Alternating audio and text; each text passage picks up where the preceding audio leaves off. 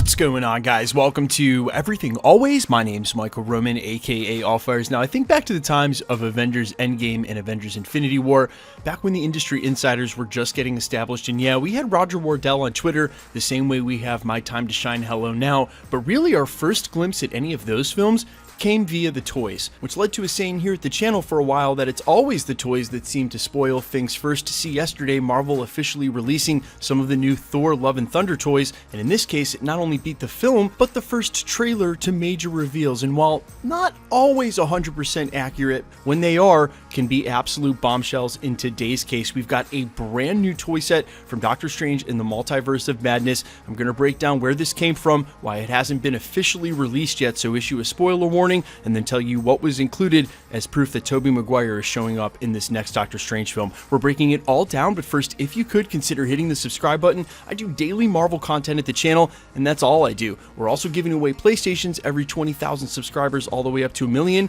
We're about to ding the next one either today or tomorrow, so if you want to be entered to win, hit the subscribe button, leave a comment down below. That'll automatically enter you for all the giveaways, also keep you up to date on our daily Marvel content, and if you want, stick around to the end of the video. We'll get into all the giveaway stuff again there. So the normal spoiler warning is remember to take everything that doesn't come directly from Marvel Studios with a grain of salt, and while today's leak may apply, this is coming from Marvel Studios. It's an officially licensed toy for Doctor Strange in the Multiverse of Madness. So either way, if you don't want to know anything, not quite sure why you clicked on this video, but you might want to back out now. Okay, we're sourcing this to T&N Bricks via their Instagram. It's a full Sanctum Sanctorum Lego set. Yes, there was one for Infinity War, but this is a much bigger piece at 2,700 pieces. That original one was about 1,000, listed at $210 US with a possible May-June release date. Now, while that's not exactly a reveal in and of itself, it's a Doctor Strange movie. Of course, there's going to be a Sanctum Sanctorum. It's the rumored lineup of minifigures that seem to hold the reveal, said to include 3 variants of Doctor Strange, Wanda Maximoff and Baron Mordo, everything we saw in the trailer, but also Iron Man and Spider-Man. Now, while the collective YouTube internet community seems to be all in on the superior Iron Man variant, hopefully played by Tom Cruise, Spider-Man showing up in this film would be sort of open-ended considering all the reports that Marvel wants both Andrew and Tobey back in future films, and of course the success of the most recent Spider-Man No Way Home, including Tom Holland. Just having a Spider-Man figure doesn't necessarily mean it's Tobey, Andrew, or Tom, or even Spider-Man at all. That's important to mention that sometimes these toys are not accurate, especially when it comes to Marvel Legends figures. Every time they release a toy set for a film, they'll always throw a couple of extra characters in the run just to try to sell them, and it's the same with Lego sets. We've seen in the past a couple of ancillary sets will sometimes have a vehicle that wasn't included in the film, but not usually the case with minifigures. So assuming that this is correct and that there is a Spider-Man in this film, it's a no-brainer that it's Tobey Maguire's Spider-Man, and let me explain. Obviously, Tom Holland could have already filmed scenes for this while he was filming on Spider-Man No Way Home concurrently, but he's pretty public about taking a huge break now, not only from acting but the character itself, before he makes Spider-Man 4,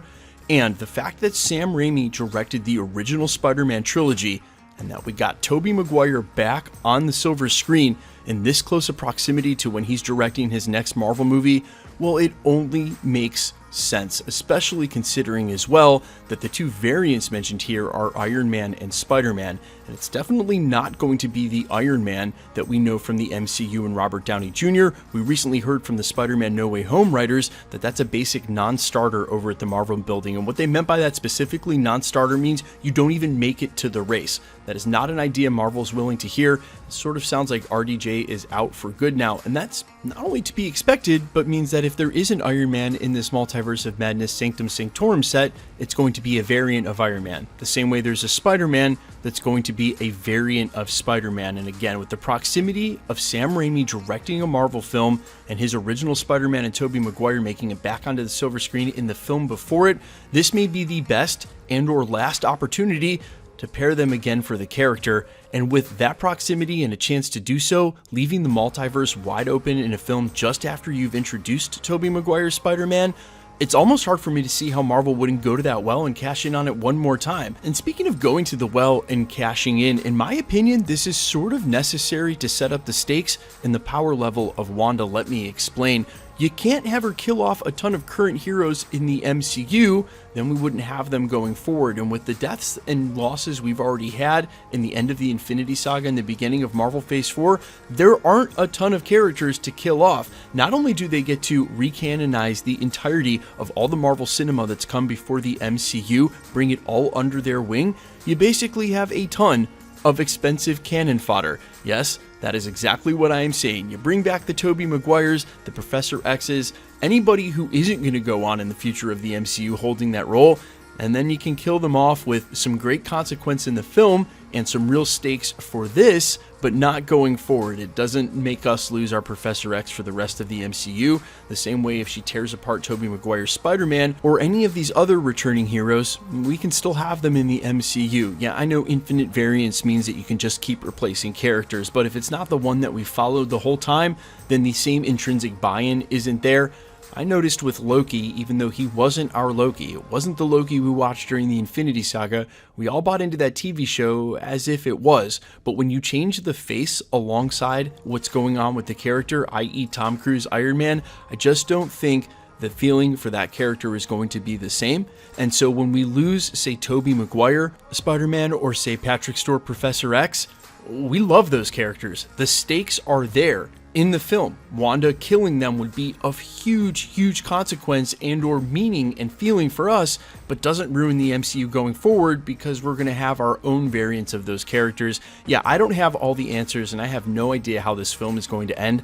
I actually love that because it's either ending the multiverse or just starting the multiverse. Neither one is going to have huge ramifications, but this is the way that they can have huge stakes in the film, mass deaths, and really mean something without jeopardizing all these heroes to the future of the MCU. Basically, like I said 2 minutes ago, very expensive cannon fodder. Guys, let me know all your thoughts down in the comments below. How hype are you for this film? Low-key, I think this has a chance to be one of the best Marvel movies of all time, and saying that this closely to No Way Home is quite incredible. Guys, let me know all your thoughts down below quickly. Let's get into the giveaway stuff before I let you go.